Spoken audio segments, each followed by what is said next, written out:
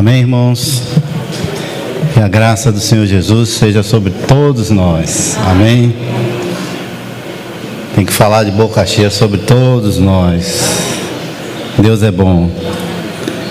Pela graça do Senhor estamos aqui mais uma vez, irmãos, para dar continuidade, para ver até onde o Senhor pode nos levar. A gente falou um pouco, tem 15 dias, sobre a graça do Senhor Jesus, sobre sua soberania, sobre toda e qualquer situação, sobre toda e qualquer pessoa, sobre todo e qualquer discípulo. E nós já vimos aqui que a igreja é composta por discípulos. Amém? Nós somos discípulos do Senhor. Nós não podemos ser mais um na multidão. O Senhor nos chamou, como falei, para ir mais além. O Senhor deseja nos levar para outras margens e outras margens. Ainda que para isso a gente passe por turbulência, por tempestades, como nós vimos. E vamos visitar aquele nosso capítulo 4 de Marcos.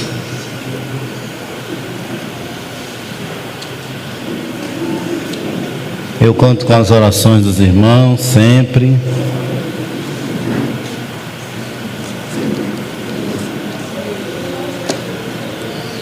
Uma vez Billy Graham disse para um irmão, ele estava numa sala orando, e um irmão estranhou porque ele estava nervoso e angustiado. Aí o irmão ficou admirado, ele disse assim: minhas mãos ainda tremem, soam, meus joelhos batem um no outro antes de pregar a palavra de Deus. Amém, irmãos?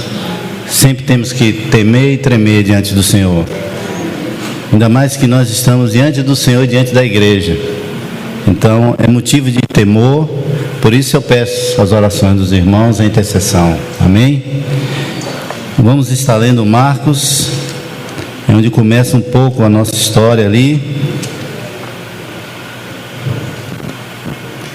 Diz assim o versículo 10.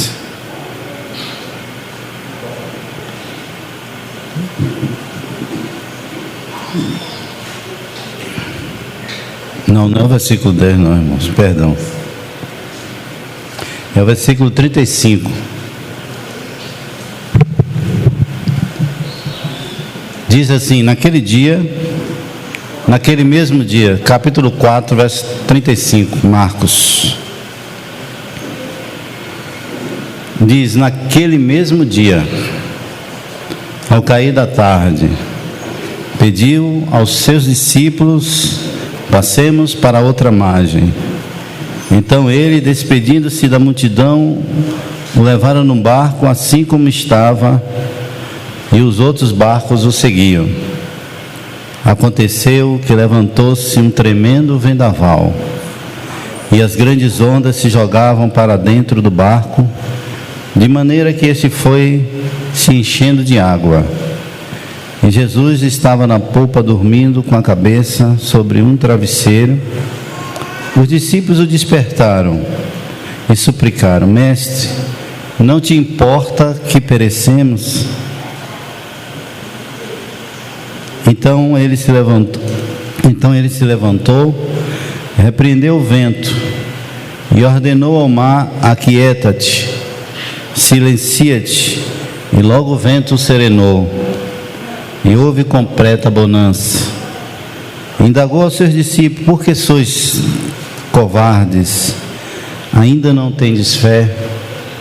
Os discípulos, contudo, estavam tomados de terrível pavor e comentavam uns com os outros: quem é este que até o vento e o mar lhe obedece? Amém, irmãos?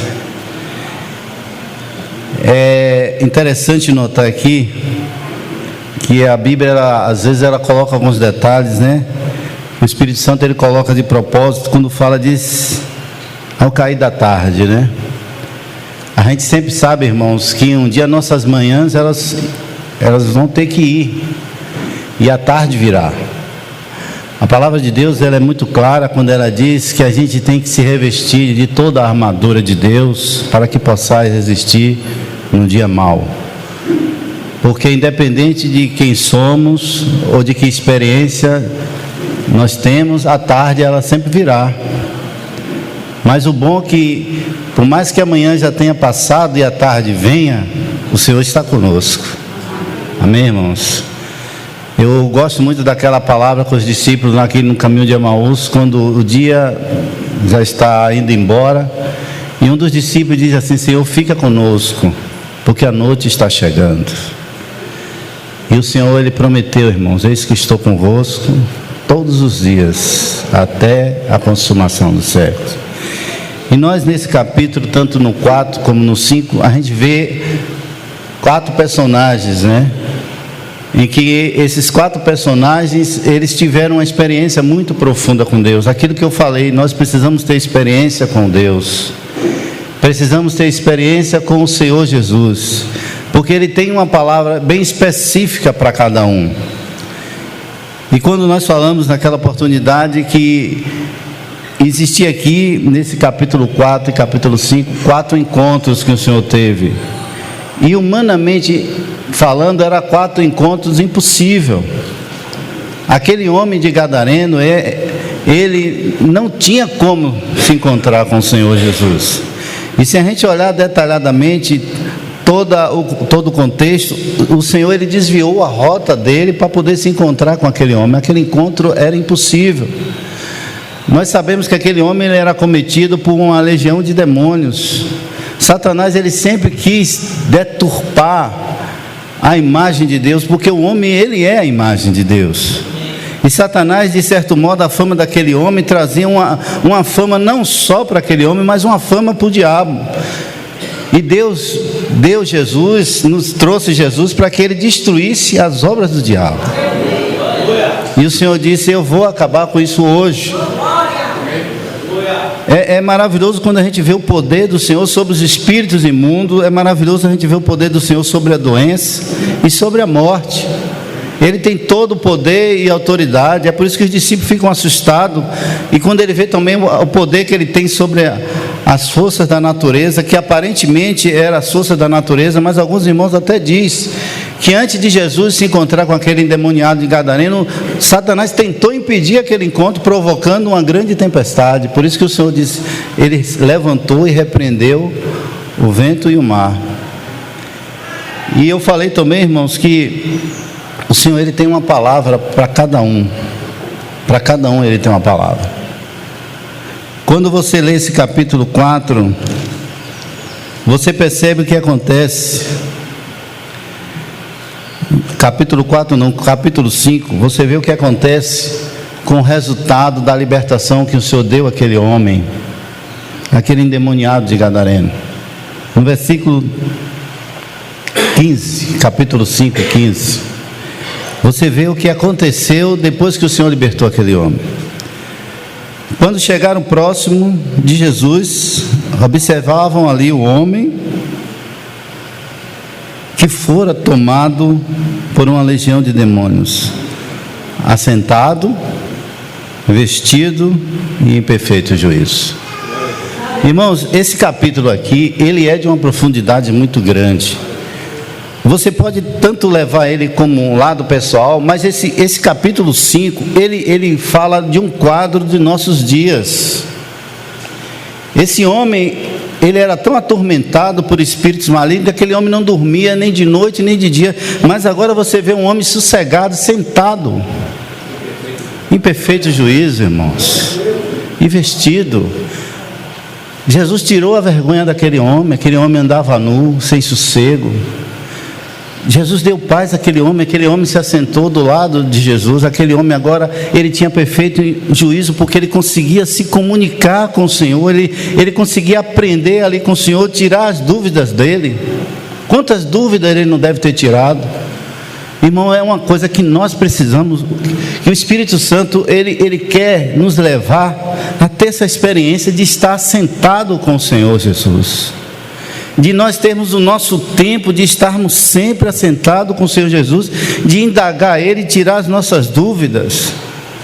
Quando eu falo que esse capítulo aqui, ele pinta um quadro de nossos dias, porque existe uma coisa que Satanás tem feito, é obra de Satanás, esse sistema que ele está implantando no mundo, um sistema que não te dá sossego, um sistema que não te dá paz, não te dá tranquilidade, um sistema que não te dá tempo de você parar e ter comunhão, conversar com o Senhor Jesus, irmãos. Nós temos falado nisso. Então esse aqui é um perfeito quadro do sistema de hoje. Esse homem aqui era um endemoniado, mas o sistema que Satanás tem lançado nos homens é a mesma coisa, um sistema sem paz, de sempre querer mais, de sempre ir mais além. E aí essa paz lhe falta, esse momento com Deus te falta, esse momento de comunhão, de tirar as dúvidas. Essas dúvidas que você tem, só o Senhor vai tirar. Essas coisas que você tem dentro de você, que ninguém sabe que você carrega, isso se torna um peso, irmão. Com o passar dos anos se torna um peso, não é mais interessante congregar, reunir. Irmão, nós precisamos disso, de ter esse encontro, e é impossível eu e você ter esse encontro, porque o Senhor já veio até nós. Nós não fomos até Ele, nós não escolhemos, Ele que nos escolheu. E agora esse homem está sentado e nós precisamos disso, ter essa experiência de ter verdadeira comunhão com o Senhor, irmão. E comunhão precisa de tempo, e tempo é o que o diabo não quer que a gente tenha, porque ele implantou um sistema de muita agonia, de muita pressa, um sistema que não te dá sossego, um sistema que dá a sensação de que você está sempre atrasado para algo. A gente tem pressa de vir para a reunião e temos pressa de que a reunião acabe também, porque você já tem um bocado de coisa para resolver à tarde. Você tem pressa de chegar no trabalho e pressa de chegar em casa quando sai do trabalho. Outro dia eu estava na fila de um banco e uma senhora já idosa, numa agonia, aí deu um problema lá no sistema e ela ficou agoniada, ficou nervosa, começou a esbravejar atrás de mim. Eu perguntei se ela vai para algum lugar. Não, vou para casa. Vai fazer alguma coisa? Não. Então, minha tia, relaxe. Ela disse: é mesmo, meu filho, eu não vou fazer nada em casa. Eu lembro que uma vez a gente estava almoçando lá e o Felipe era bem pequeno, e às vezes ele sabe como é criança, não quer comer, e aí a mãe tem que dar na boca. Só que o Silmara dizia: mastiga, engole, Felipe, engole. Aí eu perguntei: você vai trabalhar, Silmara? Não, você não está de folga, para que essa pressa? A gente já incute a pressa nos nossos filhos na colher da comida, irmãos. Isso é um sistema, nós temos que tomar cuidado. Satanás tem nos roubado o tempo, o sossego, e consequentemente nós temos passado vergonha. A nossa fé em si é uma vergonha, irmão. A nossa vida em si é uma vergonha, mas o Senhor quer cobrir tudo isso. No momento que a gente tiver esse momento de parar e ter comunhão, eu sempre uso o exemplo. O Senhor às vezes está lá sentado, ele pega uma cadeira, pega outra cadeira, aí ele senta, esperando você sentar. Aí você fica passando e ele está ali esperando. Mas você está com muita pressa, não tem tempo. Não tem tempo para Jesus. Isso é coisa de Satanás, irmão. E ele vai destruir essas obras. Tenha tempo para o Senhor, conheça o seu Senhor. E para ter comunhão com o Senhor precisa de tempo. Precisa de tempo. Precisa de realmente você determinar no seu coração e pedir: Senhor, me ajude. Ser sincero com Ele. Me ajude, porque eu tenho dado prioridade a tantas coisas e menos o Senhor. Tem um pensamento que diz assim: possua somente aquilo que você não pode perder, nem mesmo nenhum naufrágio. Sabe que nenhum naufrágio joga tudo no mal, que não é essencial. É isso que o Senhor quer que a gente possui. Satanás tem tirado o nosso sossego, tem atingido a nossa paz, tem atingido a nossa tranquilidade, tem afetado a nossa comunhão com o Senhor, e consequentemente a vergonha vem. E você sabe o que é pior de tudo isso? É loucura, que diz aqui que ele está em perfeito juízo. Irmão, é loucura quando a gente corre, tem tempo para tudo, menos para Jesus. É loucura, irmão, quando você não ora, quando você não procura estudar a palavra de Deus. Isso é loucura, irmão. Não pense que é outra coisa, não. Quando você encontra um homem rico, cheio de sucesso, que trabalhou muito, é um louco, porque aquele sucesso dele não levou ele a estar sentado com o Senhor, a ter comunhão com o Senhor. É loucura. O sistema desse mundo é louco. E como eu falei, esse capítulo, ele pinta o quadro de nossos dias. E aí vem a religião. Aí vem Jário lá na frente, o outro personagem que a gente comentou, falou. Hoje o mundo é cheio de religião. Nós também, às vezes, não sentimos, não percebemos, nós também somos muito religiosos. E Jairo, ele viu que a religião não poderia dar a ele aquilo que ele mais precisava, que era a saúde e a vida da filha dele. Vai chegar um momento que a sua religiosidade não vai valer de nada, ela vai ser posta à prova. A sua religião não vai valer de nada, então não adianta você ser religioso, não adianta você viver de aparência, irmão. Uma hora você vai ser testado, uma hora a sua fé vai ser posta à prova.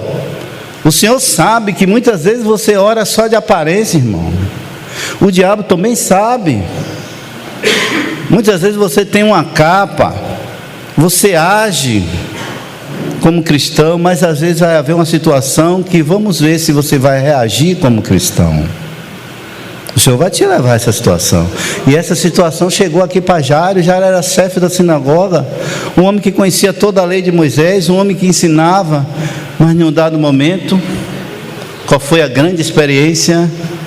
A grande experiência do endemoniado foi essa aqui: poder estar sentado com Jesus, poder estar vestido e ter um juízo perfeito. E a grande experiência de Jairo qual foi, irmão? Nós já falamos, foi ver Jesus. Quando a palavra de Deus diz que Jairo, ao ver Jesus, se dobrou. Quando diz ao ver Jesus, irmão, o Espírito Santo está dizendo, aí quando você vê, Jesus está te dizendo, quando você me vê, você vai ver que em mim, só em mim você tem paz. Quando você me vê, você vai ver que só em mim você tem tudo o que você precisa. Paulo disse a Timóteo, fortifica-te na graça que há em Cristo Jesus, porque um dia pode faltar tudo, mas a graça do Senhor nunca vai faltar, irmãos. Um dia pode te faltar uma palavra de um amigo ou de uma amiga, um companheirismo, mas se você correr para Jesus, você vai ser fortalecido na sua graça. Paulo disse a Timóteo, fortifica-te na graça que é em Cristo, porque muitas vezes Timóteo tinha Paulo, mas Paulo ali estava dizendo, um dia Timóteo, você não vai me achar, mas vá para ele, corra para ele, e você vai ter graça necessária. Amém, irmãos? Então nós vemos aqui na figura do endemoniado do gadareno, o sistema do mundo que quer te tirar da comunhão com Deus. Nós vemos aqui na figura de Jairo a religiosidade. O que Jesus falou sobre a religião? Ele disse para os fariseus, vós sois como sepulcros caiados, que é muito bonito por fora, mas por dentro está cheio de ossos, de mortos. Dizendo uma palavra mais dura, Jesus dizia, você só tem aparência, mas por dentro você é podre. Era isso que Jesus quis dizer, porque a religião, ela é podre, irmãos. Por mais aparência que tenha, lá no fundo não existe vida. Por isso que Jairo se dobrou, porque ele viu que só Jesus, é tanto que ele disse, vem Senhor comigo, para que minha filha não morra. E Jairo teve essa experiência de ouvir Jesus, de ver Jesus, e ele viu em Jesus tudo que na religião ele não viu. Ele viu em Jesus tudo que na religião ele não pôde ver. E aí vem a figura da mulher, a quarta personagem, aquela mulher 12 anos que padecia, aquela mulher que viveu isolada. Se você fizer um comparativo entre a mulher e o endemoniado, por causa da situação dele, ele não poderia estar em casa, mas a mulher, por causa da situação dela, ela não poderia estar na rua, ela tinha que estar em casa. Se você fizer um pequeno paralelo aí. Mas aí, qual é a figura, irmãos, da mulher hoje? A figura da igreja. Diz que a mulher não tinha nome, porque o único nome que a igreja tem é o de Cristo. Só que se você perceber, irmãos, quando vamos fazer outro paralelo entre a mulher e o barco é uma figura da igreja. A mulher também é uma figura da igreja. E que diz aqui que o barco foi açotado por grandes ondas e fortes ventos, era um tremendo vendaval. É o que está acontecendo com a igreja hoje. Quando você leva a coisa para o lado individual, leve também para o lado da igreja, porque Satanás tem batido na igreja. Só que os discípulos dizem, Senhor, o Senhor não percebe que vamos perecer? O bom é isso, que por mais que seja ruim ou terrível a situação, nós não vamos perecer, porque o Senhor, Ele está conosco. É nisso que nós temos que se agarrar. Que por pior que seja a situação que está passando, eu não sei se a sua situação é pior do que a do endemoniado, ou a do barco sendo açoitado, ou da mulher que há anos escondia aquela doença que não podia falar com ninguém, ou alguém morto na sua casa, porque àquela altura já tinha uma pessoa morta na sua casa. Mas o Senhor, Ele é a solução para esses 4 problemas, irmãos. Pode ter 1000 problemas, o Senhor é a única solução. Jesus é a única solução de Deus. E aí você percebe o outro quadro que o Espírito Santo mostra. Esse capítulo para mim ele é bem profético, ele mostra os nossos dias. Paulo diz lá em Coríntios que existe muitos que doentes e não é poucos os que dormem. Existe muita gente ferido na igreja, magoado na igreja, sangrando na igreja. A igreja está ferida, porque o diabo tem tentado açoitar a igreja. Aí você olha para frente, vê a filha de Jairo, que já morreu, né? Que alguém disse para Jairo: não incomode mais o mestre, a sua filha morreu. Aí você percebe o que? No barco você vê uma igreja açoitada por forte vento. O endemoniado gadareno é um sistema que Satanás implantou nesse mundo, porque a Bíblia é clara quando diz: o mundo jaz maligno. Aí você vê uma religiosidade, milhões de religião. Até nós que somos evangélicos somos extremamente religiosos.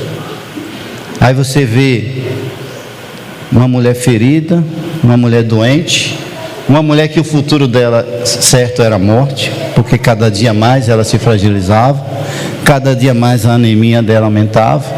E aí você percebe nesse inteirinho uma igreja que não consegue caminhar direito, uma igreja que não tem os passos que ela deveria ter, porque ela não tem a saúde que ela deveria ter.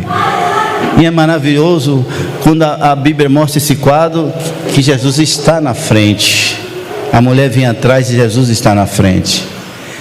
Que maravilha, isso mostra que Ele é o guia dela, Ele é o guia da igreja. A igreja tem uma visão, deve ser Jesus. A igreja deve focar, eu vou até Ele. Se eu tocar, o Senhor quer ser tocado pela sua igreja. Muitas vezes, não digo que é nosso caso, mas existe em muitos lugares uma religiosidade tão grande nos cânticos, nas mensagens, que não consegue tocar no Senhor. E aí o que é que você vê lá na frente com a filha de Jairo? Uma menina de 12 anos morrendo. Isso mostra o que? É uma geração que está morrendo, irmãos. Hoje nós vivemos dias em que se morrem muitos jovens. Morrem nas drogas, nos vícios, na marginalidade. Então a que quadro esse capítulo pinta? Um quadro de nossos dias, um sistema maligno, muita religiosidade, uma igreja que não caminha como deveria caminhar, porque está fraca, está doente, e uma geração que está morrendo. O que será da nossa geração? A gente percebe hoje uma geração cruel, que não morreu literalmente, mas muitas vezes emocionalmente está morto. Outro dia um menino lá na rua, ele estava em um jogo lá, e esses jogos violentos. Aí o que acontece? Um menino novo já perde toda a sensibilidade. Aí quando ele terminou de jogar, ele saiu assim, ele estava jogando na lan house, e quando ele saiu, ele deu um chute num gato, que matou o gato na hora. Ao nível de crueldade, irmãos. Eu tenho uma amiga que disse que o filho dela num jogo pegou o celular dela e quebrou, jogou assim no chão com... Então você percebe o que é que o diabo está provocando: dureza, morte em uma geração. É muito perigoso isso. E eu queria também, irmãos, falar também de um quinto personagem. Eu vi Aurélio pregando no domingo passado e eu fiquei muito impressionado, porque nós temos que tomar muito cuidado, porque esse sistema do maligno é tão terrível, pode nos atingir, que a gente pode não enxergar os movimentos de Deus. Você pode não enxergar as ações de Deus, você pode não enxergar que Ele está ali. Jesus estava ali o tempo todo com aqueles homens. Irmãos, quando o Senhor Jesus curou aquele cego, aquilo nada mais, nada menos, o Senhor estava dando uma prova para todos eles ali que Jesus, que Ele era Deus. Porque curar um cego de nascença era um milagre que era atribuído só a Deus.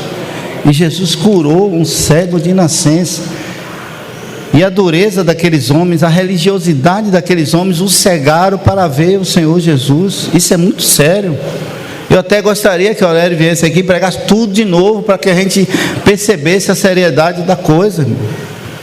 O diabo tem nos cegado de certo modo. Às vezes a gente pensa que o diabo só cega o mundo, mas ele tenta nos envolver de maneira que você não percebe o movimento de Deus.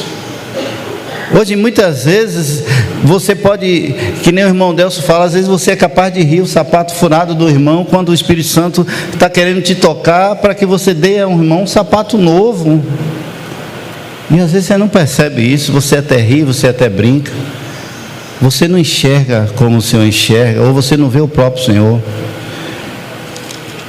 Eu, quando tive na outra vez aqui, eu quis falar até desse quinto personagem, que era esse cego, mas graças a Deus que o Norélio pregou domingo, disse, é mais motivo de eu tocar um pouco nesse personagem aqui do capítulo 9.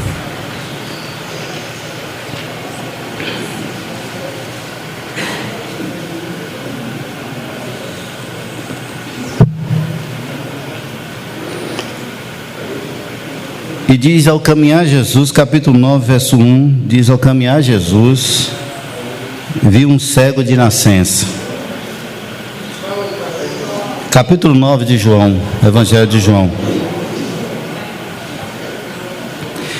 Capítulo 9, versículo 1.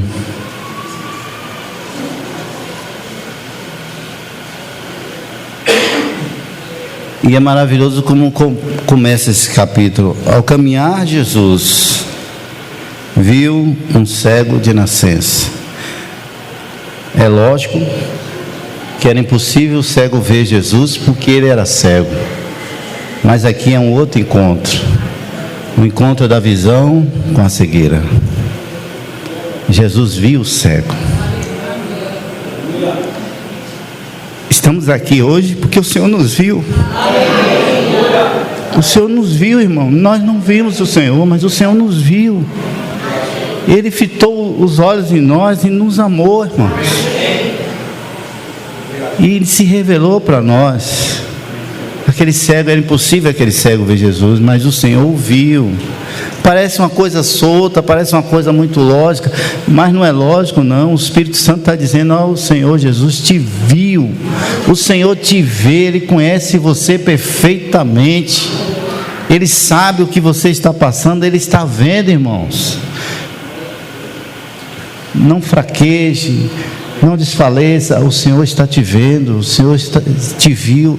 Você está aqui hoje porque o Senhor te viu, você permanece aqui hoje porque o Senhor está te vendo. E diz: Ele viu o cego de nascença. E os discípulos perguntam assim: Senhor, quem pecou, esse homem ou seus pais, para que esse nascesse cego? Irmão, você pode não perceber a tremenda libertação que o Senhor deu a esse homem.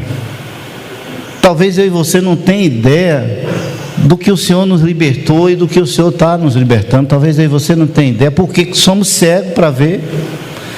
Irmãos, existia um boato.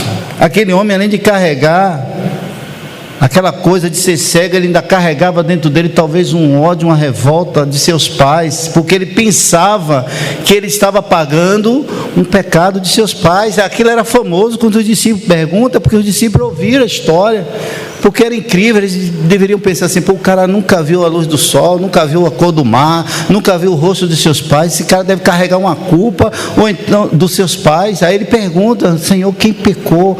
E quando o Senhor já liberta ele aqui, quando diz, Jesus respondeu: nem ele pecou, nem seus pais. Aquele homem carregava talvez uma culpa no coração. Ele poderia pensar assim: eu estou aqui hoje, não enxergo porque meu pai ou minha mãe fez alguma coisa errada, que hoje eu fui castigado, eu que não tenho nada a ver, fui castigado. Mas glória a Deus, porque Jesus, além de Ele fazer milagres visíveis, Ele faz milagres invisíveis também, milagres além.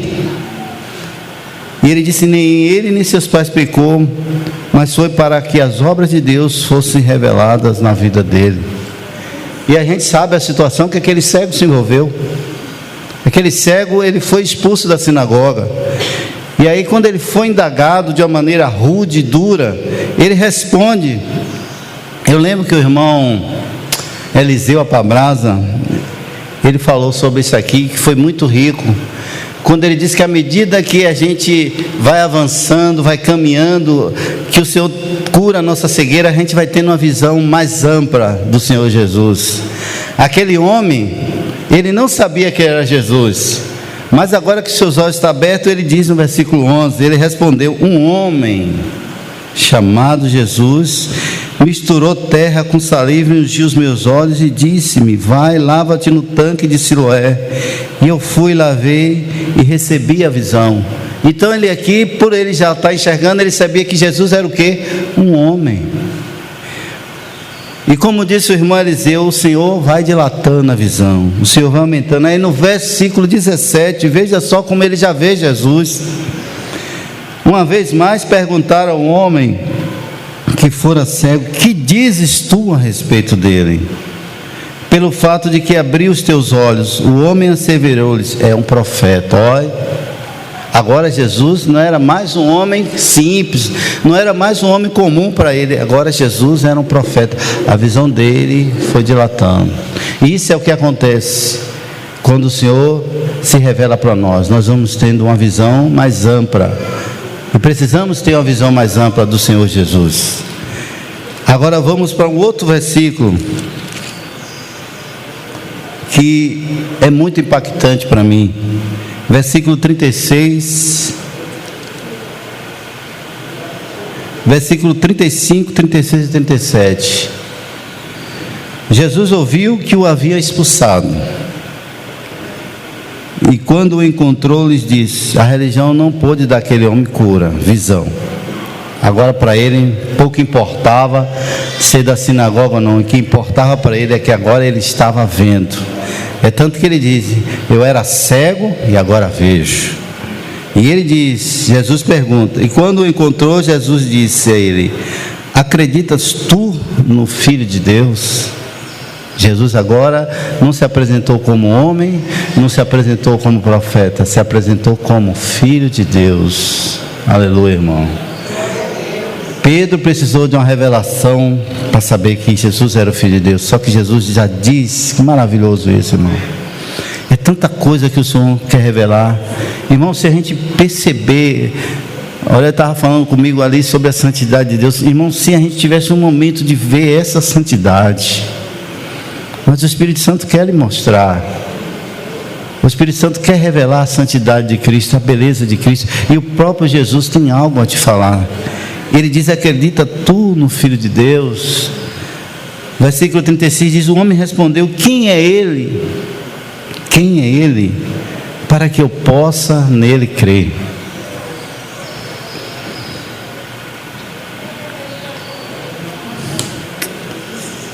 Vou me controlar, irmãos. Jesus lhe assegurou: tu estás vendo agora. Que profundo esse versículo. Quando o Senhor se revelar e disse: agora você está me vendo, Ailton. Você está me vendo, Ailton? Várias situações que você passou e você não me viu, mas agora você está me vendo. Várias coisas que te aconteceram, irmão, que te aconteceu, irmã, e você não pôde ver o Senhor, mas agora o Senhor está dizendo: agora você está me vendo. Ele disse: tu estás vendo agora, e é este que te fala. Aleluia. Irmão, é a grande missão do Espírito Santo, é te mostrar Jesus. E quando você vê Jesus, irmão, você não fica de pé. A sua fé vai ser outra, sua imagem vai ser outra, e Ele vai falar com você. O Senhor quer falar conosco. Eu acho isso tremendo. E aquele homem disse, então declarou o homem: Senhor, eu creio. E prostrando-se diante de Jesus, o adorou. Mais uma vez, um judeu não adora senão Deus, só o Senhor teu Deus. Aquele homem adorou. Ele viu Jesus como Filho de Deus e viu Jesus como o próprio Deus. Amém, irmãos?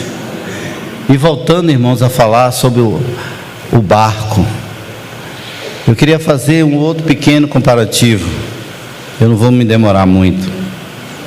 Quando você olha a figura do barco, você percebe que a figura do barco também é uma figura da igreja.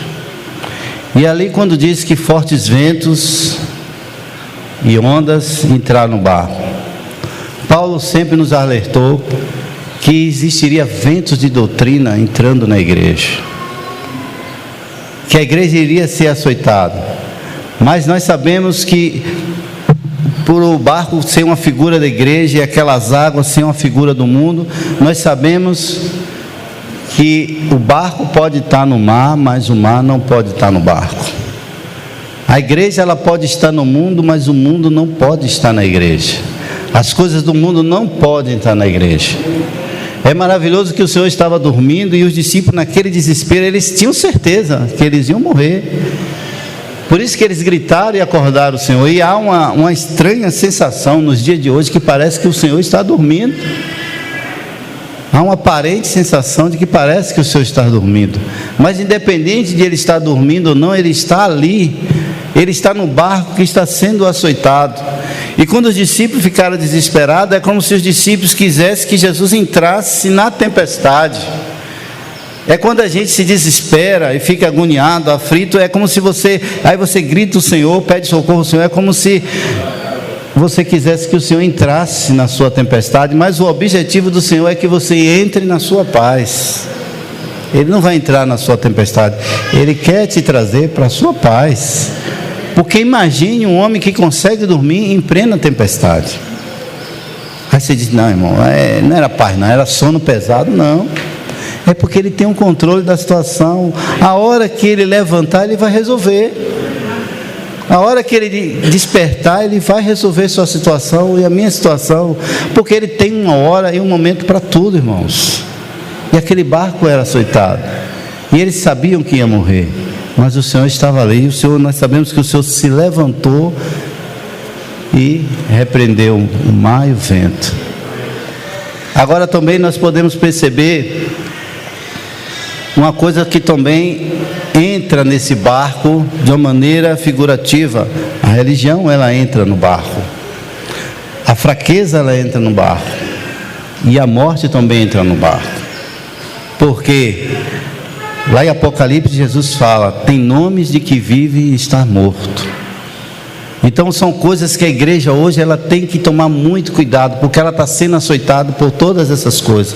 Há uma influência maligna querendo entrar, há doutrina de demônios querendo entrar na igreja. Amém, irmãos? Há enfermidade querendo entrar na igreja, há religiosidade querendo entrar na igreja, mas nada disso pode entrar na igreja, porque quem é que está lá encontrando descanso dormindo? Jesus encontra descanso na sua igreja, irmão. É o lugar onde ele pode dormir. Não importa se essa igreja está sendo açoitada por tempestade, por vento, não importa porque fortes ondas estão batendo e entrando, ele está ali, porque ele encontra em nosso meio lugar para descansar. Tem uma vez que eu vi um negócio que eu achei curioso, um pastor falando, né, que alguém perguntava para ele, ele falando, Jesus ele pregava durante o dia e orava durante a noite. Aí disse que alguém perguntou para ele, e ele não dormia? O pastor disse, na tempestade. Você vê, esse é o nosso Senhor. Olha o lugar que ele separava para dormir, na tempestade. Ele tem a perfeita paz. Amém, irmãos? E para encerrar, irmãos, todas essas pessoas aqui, o Senhor deu uma palavra que é crucial para a vida delas. Amém, irmãos? Para a tempestade, que na verdade, quando ele falou para a tempestade, no versículo 39, então ele se levantou, repreendeu o vento e ordenou ao mar, aquieta-te, silencia-te, e tudo serenou. Essa é a palavra do Senhor para a igreja hoje. Vamos nos aquietar, irmãos. Precisamos nos aquietar. Às vezes a agitação tira a sua concentração. Às vezes estamos aqui sentados, mas dentro de nós está um turbilhão, uma agitação, muitas coisas te preocupam.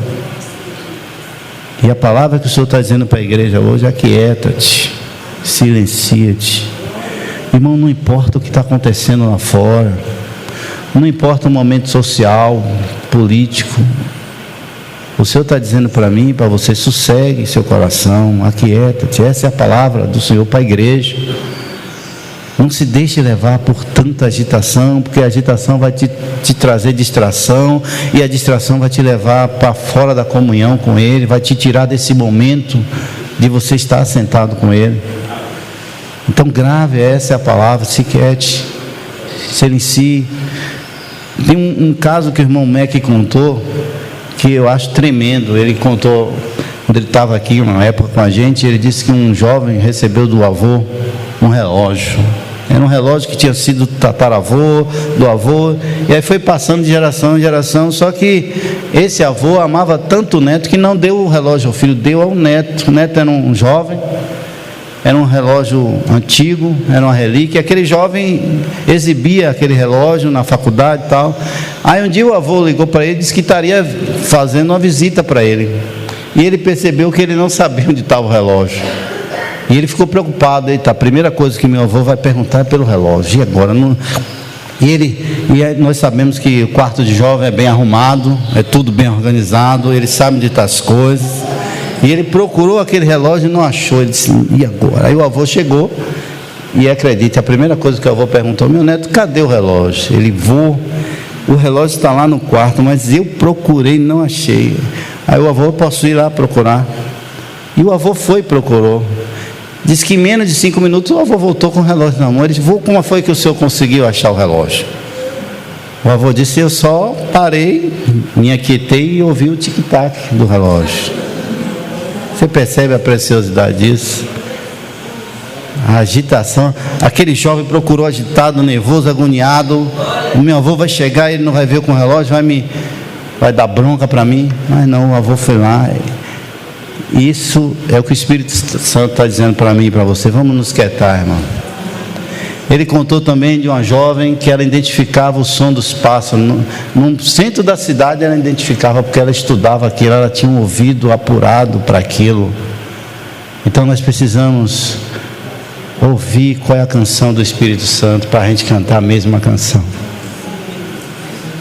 O Espírito Santo está cantando uma canção, mas você não está ouvindo, você não pode acompanhar, você está agitado, você está agoniado, você tem muitas coisas. Eu confesso, irmão, que até vindo para cá eu fiquei agoniado. Eu estava vindo um pouco atrasado e tinha um evento, muitas bicicletas passando, que demorou mais de 5 minutos. Eu querendo, se eu pudesse eu saia voando. Eu disse: meu Deus, eu vou falar sobre isso, e eu mesmo já estou agoniado aqui, eu já estou com pressa, já estou querendo passar por cima de todo mundo aí. Você vê como a gente, irmão, não está isento. Parece que é uma coisa que gruda na gente, essa agitação, essa agonia. Mas que o Senhor nos livre disso, irmão. Que o Senhor nos livre disso, nos liberte disso. Que essa palavra dele entre em nosso coração, porque é só o poder da palavra do Senhor Jesus para aquietar nosso coração. Quando ele diz para mim, para você: se aquiete, silencia-te, fique calado. Porque às vezes até na presença do Senhor a gente está falando e não para ouvir o Senhor falar. Tem um irmão que ele orava muito, eu esqueci o nome dele, era um irmão indiano, e tinha uma conferência, e a presença desse irmão era muito aguardada. Diz que as reuniões eram diferentes quando esse irmão estava, porque a presença de Deus era tão forte, tão evidente na vida dele, que o ambiente ficava diferente. E o pastor que organizou a reunião, quando recebeu esse irmão, disse: irmão, eu preciso muito que o irmão ore por mim. Eu tenho passado por situações, foi muito difícil organizar essa conferência, muita luta, muita tribulação.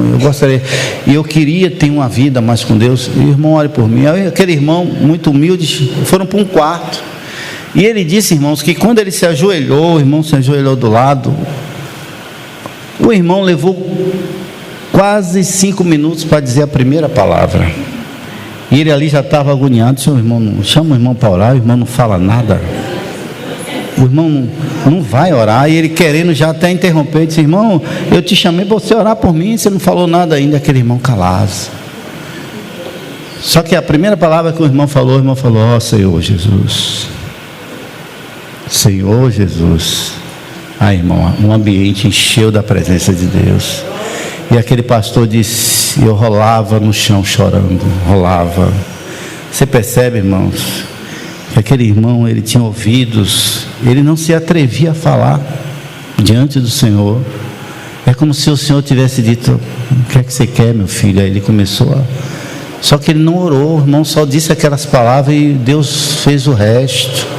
Aquele irmão, ele disse que rolava no chão, e chorava, e vinha situações na mente dele de pecado, ele ali chorando, confessando, e ficaram mais de 1 hora ali.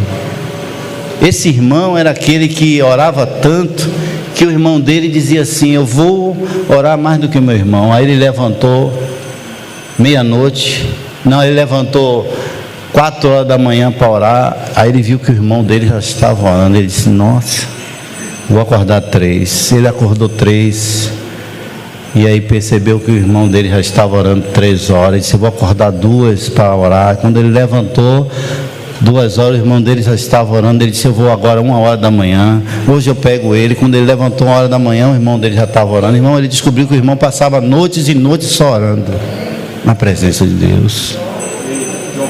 É isso mesmo. Como é o nome do irmão? John Hager. Um homem que orava. É maravilhoso. Mas muitas vezes até a gente se engana, a gente pensa que a nossa agitação é tanto que até na hora de comunhão você só quer falar. E se você falar, não vai mudar nada. Mas se o Senhor falar, meu irmão, meu Deus, Senhor. E é essa fala que eu e você precisamos ouvir. Como ele disse, o cego, é ele que está aqui e fala com você. O Senhor tinha uma palavra para mim e para você. Agora vamos ver qual foi a palavra que o Senhor deu para a mulher. Aquela mulher que tinha um fluxo de sangue há 12 anos.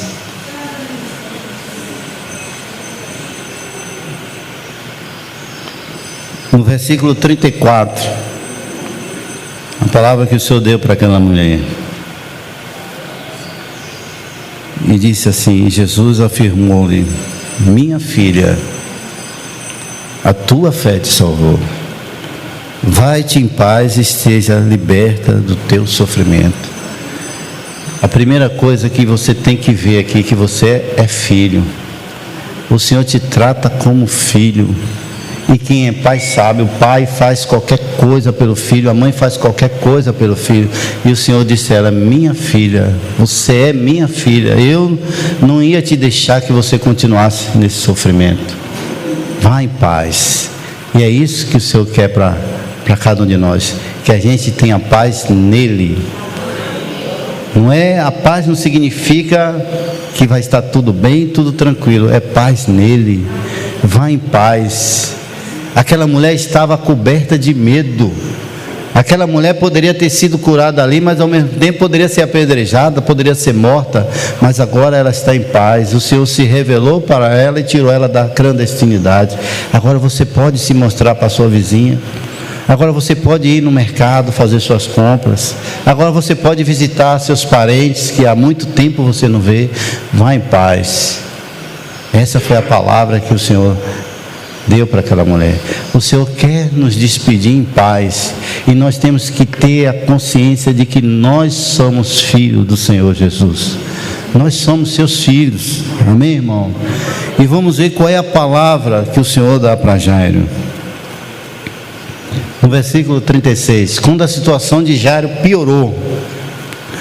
Eu sempre digo, Jairo buscou Jesus para o pior não acontecer, e o pior aconteceu. Às vezes acontece isso. Você ora tanto para algo não acontecer e algo acontece. Você busca Jesus para algo não acontecer e algo acontece. Só que Jesus tem uma palavra para Jairo que a gente se apropria também. Mas Jesus não deu atenção àquelas notícias. As notícias é ruim. As notícias que chegam para Jesus de você é horrível.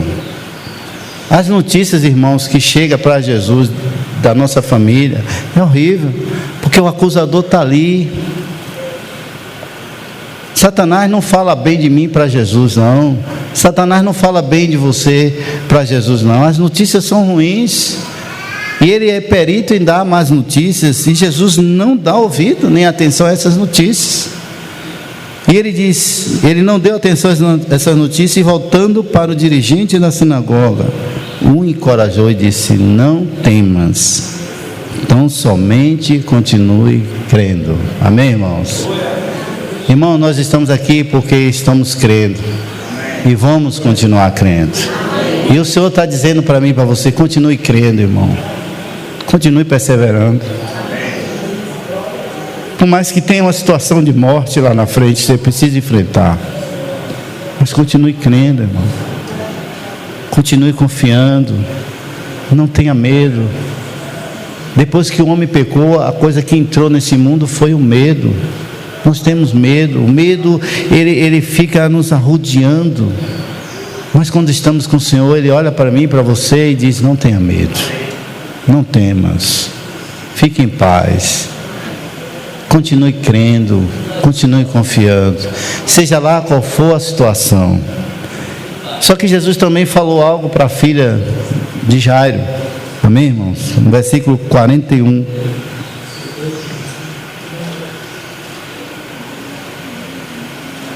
Então, pegando na mão da menina, ordenou em aramaico: Talita cumi, que significa: filhinha, eu te ordeno, levanta-te. Amém, irmãos?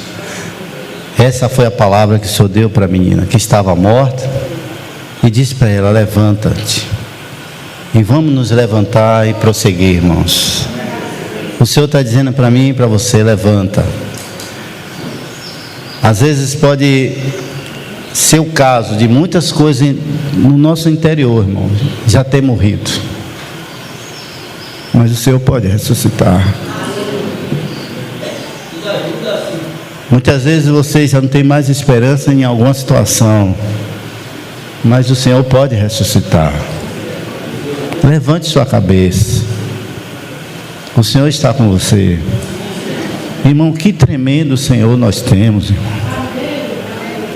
Tanta situação terrível que para mim e para você estava perdido, mas em cada situação o Senhor deu uma solução. E Ele está dizendo para nós: vamos nos levantar e marchar, irmãos. Muitas vezes seu ânimo já morreu, às vezes, irmão, até a fé já morreu. Eu sempre digo, às vezes nós estamos aqui, não é nem porque cremos mais, é porque estamos tentando crer, recuperar algo que nós já perdemos. Muitas vezes uma esperança sua já morreu, mas glória a Deus, que Jesus, com todo o poder que Ele tinha, Ele não saiu do barco e foi andando. Ele não abandonou o barco, Ele continuou no barco. Ele continua na minha vida, irmãos, Ele continua na sua vida. Ele continua na igreja, e é na igreja que Ele encontra descanso. O único lugar que o Senhor tem para repousar nesse mundo é na igreja, irmãos. Não importa o cenário lá fora, é na igreja que Ele encontra descanso. Amém, irmãos? Que o Senhor encontre descanso na minha vida, na sua vida, irmãos, na vida da nossa família. Amém, irmãos? Vamos orar. Amém.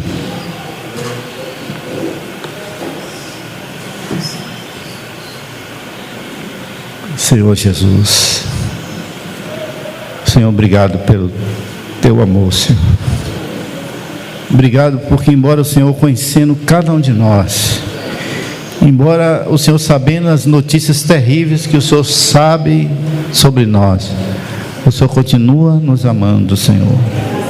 O Senhor continua, Senhor, estando ao nosso lado e reforçando quando o Senhor diz: eis que estou convosco todos os dias, até a consumação do século.